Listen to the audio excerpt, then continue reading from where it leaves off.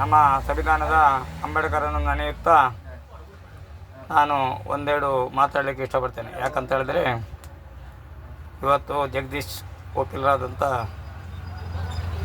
ಅವರನ್ನು ಹಲ್ಲೆ ಮಾಡಿ ಇರುತ್ತಾರೆ. ಇವತ್ತು ಅವರಿಗೆ ರಕ್ಷಣೆ ಕೊಟ್ಟಂಥ ಅಧಿಕಾರಿಗಳಿಗೆ ಧನ್ಯವಾದವನ್ನು ಹೇಳುತ್ತೇನೆ. ಅದೇ ರೀತಿಯಲ್ಲಿ ನ್ಯಾಯಪರ ಹೋರಾಟ ಕೊಡುವವರಿಗೆ ಇವತ್ತು ನಮ್ಮ ಕರ್ನಾಟಕದಲ್ಲಿ ಯಾವತ್ತೂ ಇಲ್ಲ. ನಾನು 1000 ಸಲ ಯೂಟ್ಯೂಬ್ ಬಿಡುವಾಗ ಹೇಳ್ತೇನೆ, ಇದನ್ನೆಲ್ಲ ಅಧಿಕಾರಿಗಳೇ ಮಾಡಿಸುವಂಥದ್ದು. ನೇರ ಹೇಳ್ತೇನೆ, ಏನೋ ಅವರೇನು ಕಣ್ಣೆದರಿಕಿಲ್ಲ. ನಾನು ಸಹ ಜನಪರ ಹೋರಾಟಗಾರ. ಜನರಿಗೆ ನಮಗೆ ಊಟಕ್ಕಿಲ್ಲದಿರೋ ಇನ್ನೊಬ್ಬರಿಗೆ ಅದು ನನ್ನ ಊಟವನ್ನು ಇನ್ನೊಬ್ಬರಿಗೆ ಕೊಟ್ಟು ನಾನು ರಕ್ಷಣೆ ಮಾಡುವನು. ನಮಗೆ ಜೀವದ ಬೆದರಿಕೆ ಇಲ್ಲ. ಅವರ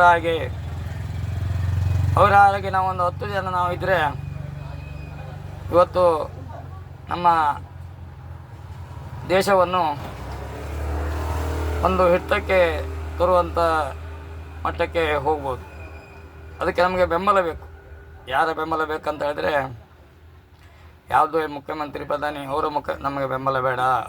ನಿಷ್ಠಾವಂತ ಅಧಿಕಾರಿ ಬೆಂಬಲ ಬೇಕು ನಮಗೆ. ಅವ್ರ ಬೆಂಬಲವನ್ನು ನಾವು ಆರಿಸಬೇಕೇನಾ? ಹೀಗೆ ಮಹಾತ್ಮ ಗಾಂಧಿಯವರು ಒಂದು ಇತಿಹಾಸವನ್ನು ಹೇಳಲಿಕ್ಕಿದ್ದೇನೆ. ಯಾಕಂತ ಹೇಳಿದ್ರೆ, ಅವರು ಹೀಗೆ ಒಂದು ಸಣ್ಣ ಗುಂಪನ್ನು ಮಾಡಿ ಹೀಗೆ ನಿಷ್ಠೆ ನಿಯಮವನ್ನು ಪಾಲಿಸಿಕೊಂಡು ಜನರನ್ನು ಒಟ್ಟು ಮಾಡಿಕೊಂಡು ಊಟ ತಿಂಡಿ ಇಂಥದ್ದೆಲ್ಲ ಬಿಟ್ಟುಕೊಂಡು ಬ್ರಿಟಿಷರನ್ನೇ ಓಡಿಸ್ತಾರಂತೆ. ಅದೇ ರೀತಿಯಲ್ಲಿ ನಮ್ಮ ಜಗದೀಶ್ ಅವರು ಹಾಗೆ ವಕೀಲರು ಆದಂಥ ಅವರಿಗೂ ನಮ್ಮಂಥವ್ರು ಒಂದು 100 ಜನ ಅವರೊಟ್ಟಿಗಿದ್ದರೆ ಹಾಗೆ ನಮ್ಮ ಬೆಂಬಲವಾಗಿ ಅಧಿಕಾರಿಗಳು ಬೇಕು. ಇಲ್ಲೇ ನಮ್ಗೆ ಯಾವುದೇ ಕೆಲಸ ಮಾಡಲಿಕ್ಕೆ ಆಗೋದಿಲ್ಲ. ರಾಜಕೀಯರು ಬೇಡ ನಮಗೆ. ರಾಜಕೀಯರ ಅಗತ್ಯ ಇಲ್ಲ. ನಿಷ್ಠಾವಂತ ಅಧಿಕಾರಿಗಳು ನಮ್ಮೊಟ್ಟಿಗೆ ಬೆಂಬಲ ಇದ್ದರೆ ನಾವು ಏನನ್ನು ಬ್ಯಾಡಿದ್ ಮಾಡುವಂಥದ್ದಲ್ಲ. ಸತ್ಯಕ್ಕಾಗಿ ಹೋರಾಟ ಕೊಡ್ಬೋದು, ಇನ್ನೂ ಮಾಡ್ಬೋದು. ನಾವು ಈ ಮಾಧ್ಯಮನೆಲ್ಲ ನೋಡಿ ಬೇಜಾರಾಗ್ಲಿಕ್ಕೆ ಸ್ಟಾರ್ಟ್ ಆಗಿದೆ. ಇದು ಕೋಮು ಗಲಾಟೆ ಮಾಡುವಂಥದ್ದು, ಜಾತಿ ನಿಂದನೆ ಮಾಡುವಂಥದ್ದು, ಜಾತಿ ಭೇದ ಮಾಡುವಂಥದ್ದು. ನಾವು ಆ ರೀತಿಯಲ್ಲಿ ಎಲ್ಲ ನ್ಯಾಯ ಸಿಗಬೇಕು. ಜಾತಿ ಬೇಡ ನಮಗೆ. ನಮ್ಮದು 224 ಜಾತಿ ಒಂದೇ. ನಾವು ಒಂದೇ ರೀತಿಯಲ್ಲಿ ಹೋರಾಟ ಕೊಡಬೇಕು. ಅವರು ತಾಯಿ ಹೊಟ್ಟೆಯೊಳಗೆ ಹುಟ್ಟಿದವರು, ನಾವು ತಾಯಿ ಹೊಟ್ಟೆಯೊಳಗೆ ಹುಟ್ಟಿದವರು. ಜಾತಿ ನಿಂದನೆ ಮಾಡಬಾರ್ದು. ಆ ಜಾತಿಯವರು ಈ ಜಾತಿಯವರು ಅವ್ರಿಗೊಂದು ವರ್ಗ ನಮಗೊಂದು ವರ್ಗ ಮಾಡಬಾರ್ದು. ಇದಕ್ಕೆ ಎಲ್ಲರೂ ಕೈ ಚಾಚಬೇಕು. ಯಾಕಂತಂದರೆ ನಿಷ್ಠೆಯಿಂದ ಕೆಲಸ ಮಾಡುವವರು. ಜೀವದ ಹೆದರಿಕೆ ನಾವು ಮಾಡ್ಕೊಳ್ಬಾರ್ದು. ಯಾಕಂತ ಹೇಳಿದ್ರೆ, ಜೀವ ನಮಗೆ ಕೊಟ್ಟದ್ದು ಯಾರು? ಮನುಷ್ಯರಲ್ಲ. ಯಾರ ಕೈಯಲ್ಲಿ ಸಾಯಬೇಕೋ ಅವ್ರ ಕೈಯಲ್ಲೇ ಸಾಯ್ಬೇಕು. ನಾವು ಅದನ್ನು ನಿರ್ಧಾರ ಮಾಡ್ಕೊಳ್ಬೇಕು. ಅದು ನಿರ್ಧಾರ ಮಾಡ್ಕೊಂಡು ನಮ್ಮೊಟ್ಟಿಗೆ ಕೈ ಚಾಚಬೇಕು. ಇವತ್ತು ನೋಡಿ, ಕರೆಕ್ಟಾಗಿ ಕಾನೂನೇನು ಇದ್ದರೆ ಅಲ್ಲಿ ಮಾಡುವಂಥ ಪ್ರತಿಭಟನೆಯವರಿಗೆ ಗಲ್ಲು ಶಿಕ್ಷೆ ಮಾಡಬೇಕು ಕೂಡಲೇ. ಯಾರ ಅಪರಾಧಿಗಳಿಗಲ್ಲ, ನಿರಪರಾಧಿಗಳಿಗಲ್ಲ, ಅಪರಾಧಿಗಳಿಗೆ ಮಾತ್ರ. ಅದರಲ್ಲಿ ಅಪರಾಧಿಗಳು ಇರ್ತಾರೆ, ನಿರಪರಾಧಿಗಳು ಇರ್ತಾರೆ ಅದರೊಳಗೆ. ಯಾಕಂತ ಹೇಳಿದ್ರೆ, ಅವರು ಉಳ್ಕೊಳ್ಳುವಾಗ ಒಂದೇ ತಪ್ಪಿಸ್ಲಿಕ್ಕೂ ಏನೋ ಬರ್ತಾರೆ, ಅವರನ್ನು ಸೇರಿಸ್ತಾರೆ. ಅದಕ್ಕೆ ಅಪರಾಧಿಗಳನ್ನು ಸೇರಿಸೋದಿಲ್ಲ, ನಿರಪರಾಧಿಗಳನ್ನೇ ಸೇರಿಸುವಂಥದ್ದು. ಇದು ನಮ್ಮ ದೇಶದಲ್ಲಿ ಇದು ಇತಿಹಾಸವೊಂದೇ ಹೇಳಲಿಕ್ಕೆ ಸ್ಟಾರ್ಟ್ ಆಗಿದ್ದೇನೆ. ಯಾವತ್ತು ನ್ಯಾಯಾಧೀಶರು ಅಷ್ಟೇ, ಅವರು ಒಂದು ಮನುಷ್ಯರೇ. ಅವರು ಇನ್ನೊಬ್ಬರಿಗೆ ಬೆಂಬಲ ಇದ್ದೇ ಇರ್ತದೆ. ಅವರಿಗೆ ಹಿಂದಿನಿಂದ ಬೆಂಬಲ ಯಾರಾದರೂ ಅವರಿಗೆ ಪ್ರೆಷರ್ ಹಾಕ್ತಾರೆ ರಾಜಕಾರಣಿಗಳು, ಈ ರೀತಿ ಹೋಗಿ ಅಂತೇಳಿ. ಅದನ್ನು ಧರ್ಮನಿಷ್ಠೆ ಇರುವವರು ನಾವು ಅದನ್ನು ತಲೆಗೆ ಹಾಕೊಳ್ಳೇಬಾರ್ದು. ಅವ್ರು ಹೇಳೋದಕ್ಕೆ ಹ್ಞೂ ಅಂತ ಹೇಳಬೇಕು. ನಾವು ಮಾಡೋ ಕರ್ತವ್ಯನ ನಾವು ಮಾಡ್ತಾ ಇರಬೇಕು. ಕಾನೂನು ಬ್ಯಾಡ್ದು ಮಾಡುವಂಥದ್ದಲ್ಲ. ಸಂವಿಧಾನದ ಒಳಗೆ ಇರುವಂಥ ಕಾನೂನು ಏನು ರೀತಿ ಉಂಟು, 380 ಪೇಜಿಯಲ್ಲಿ ಯಾವ ರೀತಿ ಉಂಟು, ಅದರ ಒಳಗೆ ಯಾವ್ಯಾವ ಕಾನೂನು ಉಂಟು ಅದನ್ನು ಮಾಡ್ಬೋದು. ಕೆಲಸ ಇವತ್ತು ನಾವು ಮನೆಯಲ್ಲಿ ಒಂದು ಒಳ್ಳೆಯ ಕಾರ್ಯ ಮಾಡಿದರೆ ನಮ್ಮ ತಂದೆ ತಾಯಿಗೆ ಮತ್ತು ಕುಟುಂಬಕ್ಕೆ ಬರುವಂಥದ್ದು ಹೆಸರು. ಕೇವಲ ಜೀವಕ್ಕಾಗಿ ಹಣಕ್ಕಾಗಿ ನಾವು ಎದುರಿ ಮುಲ್ಲಿ ಕೂತ್ಕೊಂಡ್ರೆ ಎಲ್ಲರೂ ಬೆರೆಸ್ತಾರೆ. ಉದಾಹರಣೆ ಹೇಳ್ತೇನೆ. ಒಂದು ನಾಯಿಯನ್ನು, ಇದು ಒಂದು ಸುಮ್ಮನೆ ಒಂದು ಉದಾಹರಣೆ ಹೇಳುವಂಥದ್ದು, ಯಾರು ಅದಕ್ಕೆ ತಲೆ ಕೊಡಿಸ್ಕೊಂಡು, ಒಂದು ನಾಯಿ 10 ನಾಯಿ ಬೆರೆಸ್ಕೊಂಡು ಹೋಗ್ತದೆ. ಆವಾಗ ಅದು ಒಂದು ನಾಯಿ ಓಡ್ತದೆ. 10 ನಾಯಿಗೆ ಒಂದು ನಾಯಿಗೆ ಆಗೋದಿಲ್ಲ. ನಾನು ಹೇಳುವಂಥದ್ದು, ಒಂದೇ ನಾಯಿ ಬಂದು ಒಂದೇ ನಾಯಿಗೆ ತಾಗಿದರೆ ಅದು ಅದನ್ನು ರಿಪೀಟ್ ಅದು ಏನಾಗ್ತದೆ ಅದು ನೋಡ್ತದೆ. ಹಾಗೆಯೇ 10 ನಾಯಿ ಅದನ್ನು ಬೆರೆಸ್ಕೊಂಡು ಹೋಗುವಾಗ ಅದು ಓಡುವಷ್ಟು ದೂರ ಓಡ್ತದೆ. ಅದರ ಮೇಲೆ ನಂತರ ಅದರ ಜೀವ ಅದಕ್ಕೆ ಬೇಡ ಅನಿಸ್ತದೆ. ಆವಾಗ ಅದು ತಿರುಗಿ ನಿಲ್ತದೆ. ತಿರುಗಿ ನಿಂತಾಗ ಆ 10 ನಾಯಿ ವಾಪಸ್ ಬರ್ತದೆ. ಅದೇ ರೀತಿಯಲ್ಲಿ ನಾವೊಂದು 10 ಜನ ಇವರ ಹಾಗೆ ನ್ಯಾಯಪರ ಹೋರಾಟ ಕೊಡುವವರು ಒಂದಾಗಿದ್ದರೆ ಯಾರಿಂದ ಏನು ಮಾಡಲಿಕ್ಕೆ ಆಗೋದಿಲ್ಲ. 200 ಜನ ಬಂದರೂ ನಾವು 10 ಜನ ಸಾಕಾಗ್ತದೆ. ಮಾತ್ರ ಅಧಿಕಾರಿಗಳು ನಮ್ಮ ನಿಷ್ಠೆಯಿಂದ ಸಪೋರ್ಟ್ ಮಾಡಬೇಕು ಅಂತ ಹೇಳುತ್ತಾ, ಇನ್ನು ನಡೀಲಿಕ್ಕುಂಟು. ಇನ್ನೂ ಈ ನೋಡಿ ನನ್ನ ಮೂಡಿನಲ್ಲಿ ನನ್ನ ಶ್ರೀ ಮಂಜುನಾಥ ಸ್ವಾಮಿ ಇವತ್ತು ದಿನ ನಾನು ನೆನೆಸ್ಕೊಂಡು ಮಲ್ಗೋದಂಥದ್ದು ಬೇರೆ ರೀತಿಯಲ್ಲಿ ನಾವು ಹೇಳಬಾರ್ದು. ಅದು ದೇವರನ್ನು ನೆನೆಸ್ಕೊಂಡು ಮಲ್ಕೊಳ್ಳೋದು. ದೇವರೇ, ನಿಮಗೆ ಈ ರೀತಿ ಅಸಹ್ಯವಾಗುವಂಥ ಕೆಲಸವಾಗಿದೆ, ಅದಕ್ಕೆ ನ್ಯಾಯ ಸಿಕ್ಕಲಿ. ದೇವರೇನು ಮಾಡಲಿಲ್ಲ, ದೇವರು ಯಾವ ರೀತಿಯಲ್ಲಿ ತಪ್ಪು ಮಾಡಲಿಲ್ಲ. ದೇವರು ತಪ್ಪು ಮಾಡಿದವರಿಗೆ ಶಿಕ್ಷೆ ಸಿಗ್ಬೇಕಂತೇಳಿ ಈಗ ಹೋರಾಟ ಕೊಡ್ತಿರುವಂಥದ್ದು. ನಾವು ಹೇಳಿದ ಕೂಡಲೇ ಆಗೋದಿಲ್ಲ. ನಮಗೆ ಇದನ್ನು ನೋಡಿ ನಾವೊಂದು ಸಂಸ್ಥೆ ಅಂತ ಹೇಳಿದ್ರೆ ಮನೆ, ಸಂಸಾರ ಯಾವುದನ್ನು ನಾವು ತಲೆಯಲ್ಲಿ ಹಾಕೊಳ್ಬಾರ್ದು. ನ್ಯಾಯಕ್ಕಾಗಿ ಮಾತ್ರ. ಮತ್ತು ಯಾರೇ ಆಗಲಿ ನನ್ನ ದೇಶಕ್ಕಾಗಿ ಮನೆಯವರ ಬಗ್ಗೆ ಮನೆಯವರ ವಿಷಯಕ್ಕೆ ಹೋಗಬಾರ್ದು. ಅದಕ್ಕೆ ಅಧಿಕಾರಿಗಳು ಸೂಕ್ತ ಕ್ರಮ ತಗೊಳ್ಬೇಕಂತ ಹೇಳೋದು. ನಮಗೆ ಬರಲಿ, ನಮ್ಗೆ ಅಟ್ಯಾಕ್ ಮಾಡಲಿ, ಅದು ಅವನಿಗೆ ಏನು ಮಾಡಲಿಕ್ಕೆ ಆಗೋದಿಲ್ಲ. ನನಗೆ ಬರ್ತಿರುವಂಥದ್ದು ದೇವರು ಯಾವ ದಿನ ಸಾಯಬೇಕು ಅವತ್ತೇ ಸಾಯುವಂಥದ್ದು. ಯಾರ ಕೈಯಲ್ಲಿ ಸಾಯಬೇಕು ಅವ್ರ ಕೈಯಲ್ಲೇ ನಾವು ಸಾಯುವಂಥದ್ದು. ಅದು ನಾವು ನಿರ್ಧಾರ ಮಾಡಿಕೊಳ್ಬೇಕು. ಅದೇ ರೀತಿಯಲ್ಲಿ ನಾನು ತುಂಬ ಹೇಳಿದ್ದೇನೆ. ನನ್ನ ಮನೆಯವರ ವಿಷಯಕ್ಕೆ ನನ್ನ ಹೆಂಡತಿ ಮಕ್ಕಳು ಮತ್ತು ಮನೆಯವರ ವಿಷಯಕ್ಕೆ ಇದನ್ನು ಯಾವುದೇ ಕಾರಣಕ್ಕೂ ಎಳೆದುಕೊಂಡು ಹೋಗಬಾರದು. ನಾವು ಮನೆಯಲ್ಲಿ ಕೇಳಿ ನಾವು ಈ ಕೆಲಸವನ್ನು ಮಾಡುವುದಿಲ್ಲ. ನ್ಯಾಯಪರ ಹೋರಾಟ ಕೊಡುವಂಥದ್ದು ನಾನು ಹೇಳಿದ್ದೇನಲ್ಲ, ನಾನು ಉಣ್ಣುವಂಥ ಅನ್ನವನ್ನೇ ಇನ್ನೊಬ್ಬರಿಗೆ ಕೊಟ್ಟು ಮಾಡಿದ್ದೇನೆ. ನಮಗೆ ಅನ್ನ ಇತ್ತ ಕೇಳಿದ್ರು ಉಂಟು ಅಂತೇಳಿ ನಾವು ಮಲಗಿದ್ದೇನೆ. ಇದು ಸತ್ಯ. ಮಂಜುನಾಥನ ಆಣೆಯಾಗಿ ಹೇಳ್ತೇನೆ. ಹಾಗೆ ಅದೇ ನಾವು ನನ್ನ ವಿಷಯಕ್ಕೆ ನಮ್ಮ ಮನೆಯವ್ರನ್ನೋ ಅಥವಾ ನಮ್ಮ ಹೆಂಡತಿ ಮಕ್ಕಳವರಿಗೂ ಟಾರ್ಚರ್ ಕೊಡುವಂಥದ್ದು ಇಂಥದ್ದೊಂದು ಮಾಡಬಾರ್ದು. ಮಾಡೋದಿದ್ದರೆ ನೇರವಾಗಿ ನನ್ನನ್ನೇ ಟಾರ್ಗೆಟ್ ಮಾಡಬೇಕು. ಈಗ ನೋಡಿ, ಜಗದೀಶ್ ಅವರು ಸ್ವಲ್ಪ ಒಳ್ಳೊಳ್ಳೆ ವಿಷಯವನ್ನು ಅವರು ಹೇಳಿದ್ದಾರೆ. ಅವರ ಮನಸ್ಸಿನಲ್ಲಿ ಎಲ್ಲ ನ್ಯಾಯ ಸಿಕ್ಸ್ಬೇಕಂತೇಳಿ ಎಲ್ಲರೂ ಜನರು ಇವತ್ತು ಸ್ವಂತ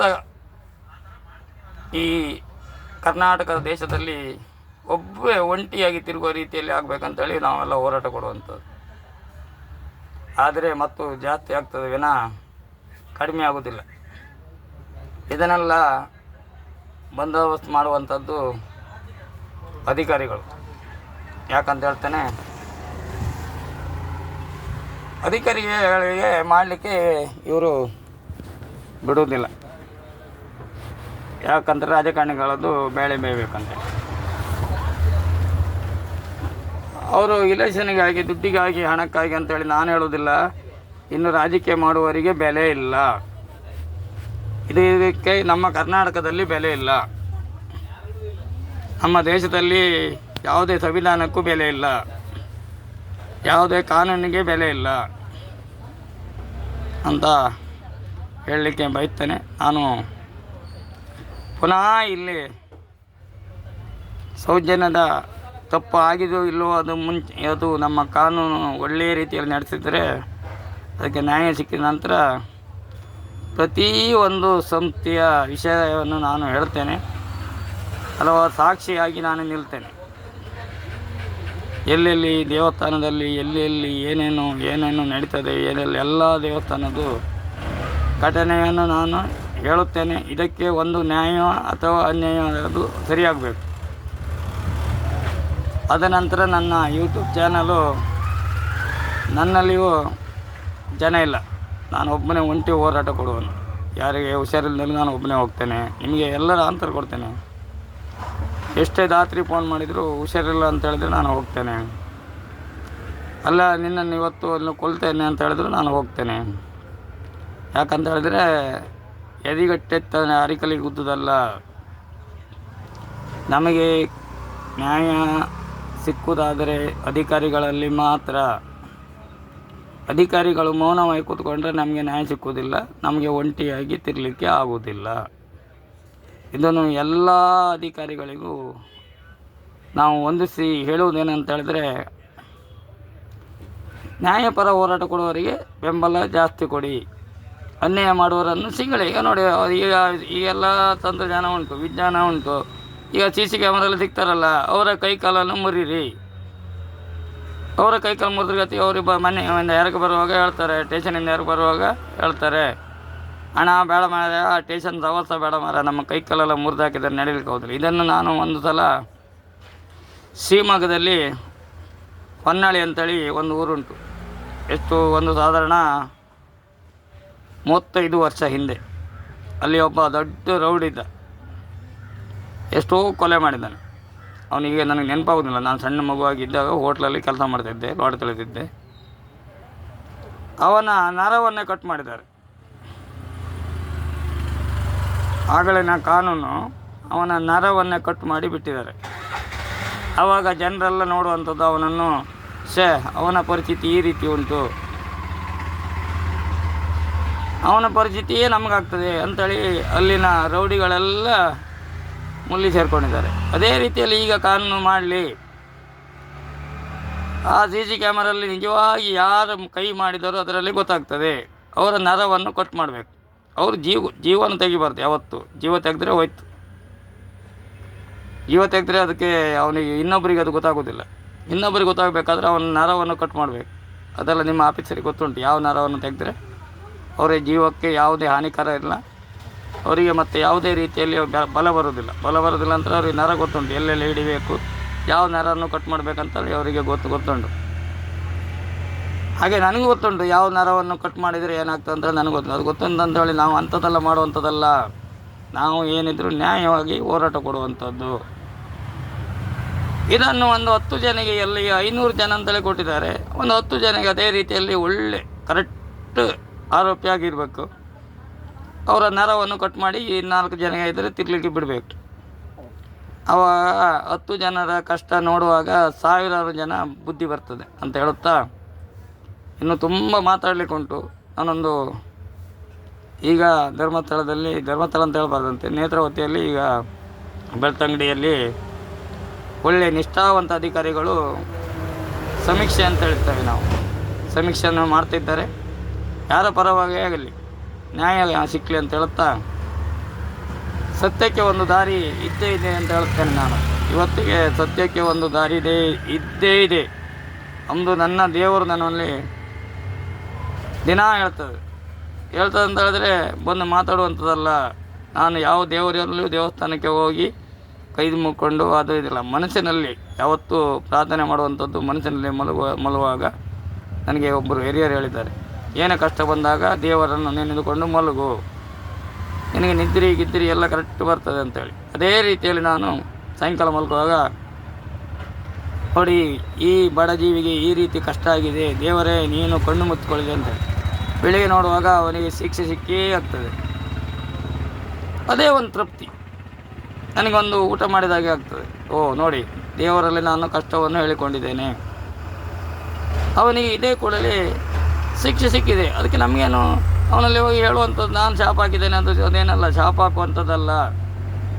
ಇದು ಮಾಡಬೇಕಾದಂಥದ್ದು ನಿಷ್ಠಾವಂತ ಅಧಿಕಾರಿಗಳು ಎಷ್ಟೋ ಜನ ಇದ್ದಾರೆ. ಅದನ್ನೇ ಅವರನ್ನು ತಪ್ಪಿಸುವವರು ಸಾವಿರಾರು ಜನ ಇರ್ತಾರೆ. ಬೇರೆ ದಾರಿಗೆ ಕಳೆದುಕೊಂಡು ಹೋಗೋದು, ಅವರು ಮನೆಯವರಿಗೆ ಟಾರ್ಚರ್ ಕೊಡುವಂಥದ್ದು, ಅವ್ರ ಮನೆಯವರಿಗೆ ಹಿಂಸೆ ಮಾಡುವಂಥದ್ದು, ಇಂಥದ್ದೆಲ್ಲ ಮಾಡಬಾರ್ದು. ಕಠಿಣ ಶಿಕ್ಷೆ, ಅದೇ ಹೇಳಿದ್ನಲ್ಲ, ನೀವು ಕೊಲ್ಲಬಾರ್ದು, ಯಾರು ಮರಣದಂಡನೆ ಶಿಕ್ಷೆ ಕೊಡಬಾರ್ದು. ಅವರು 4 ಜನ ಎದುರು ತಿರುಗುವಾಗ ಎಲ್ಲ ಚೂ ಚೂ ಅಂದೇಳಿ ಅದು ಮಾಡಬೇಕು, ಅದು ನರನ್ನು ತೆಗೆಯುವಂಥದ್ದು. ತಪ್ಪು ಮಾಡಿದವನಿಗೆ ನರ ಕಟ್ ಮಾಡೇ ಬಿಡಬೇಕು. ಅವನು ಊಟ ತಿಂಡಿ ಮಾಡಲಿಕ್ಕೆ ಏನೂ ತೊಂದರೆ ಇಲ್ಲ, ಅವನಿಗೆ ಯಾವುದೇ ಬಲ ಇರೋದಿಲ್ಲ, ಹೊಡ್ಕೊಳ್ಳಿಕ್ಕೆ. ಮತ್ತೊಬ್ಬ ನಾನು ನೋಡೋ ಜಾಗ ಎದುರ್ಕೊಳ್ತೇನೆ ನಾನು. ನಾವಿಲ್ಲಿ ಯಾವ್ದಾದ್ರು ಆಫೀಸವ್ರ ಹತ್ರ ಕೇಸಿಗೆ ಸಿಕ್ಕಿಬಿದ್ದರೆ ಇದೇ ರೀತಿಯಲ್ಲಿ ನನಗೆ ಮಾಡ್ಬೋದು ಅಂತೇಳಿ ಅವರಿಗೆ ಹೆದರಿಕೆ ಇರ್ತದೆ. ಆವಾಗ ನಮ್ಮ ಕರ್ನಾಟಕವನ್ನು ಸರಿಪಡಿಸ್ಲಿಕ್ಕೆ ಆಗ್ತದೆ ಅಂತ ಹೇಳುತ್ತಾ, ಇದಕ್ಕೆ ಕಾನೂನು ಏನು, ನಿಮ್ಮ ಅಧಿಕಾರಿಗಳ ನಿಷ್ಠೆಯ ಕಾನೂನು ಏನು ರೀತಿ ಉಂಟು ಅದನ್ನು ನಿಜವಾದ ಆರೋಪಿಗಳನ್ನು ನರ ಕಟ್ ಮಾಡಬೇಕಂತ ನಿಮ್ಮಲ್ಲಿ ಬೇಡಿಕೊಳ್ತೇನೆ. ಜೈ ಹಿಂದ್, ಜೈ ಕರ್ನಾಟಕ, ಒಂದೇ ಮಾತರಂ.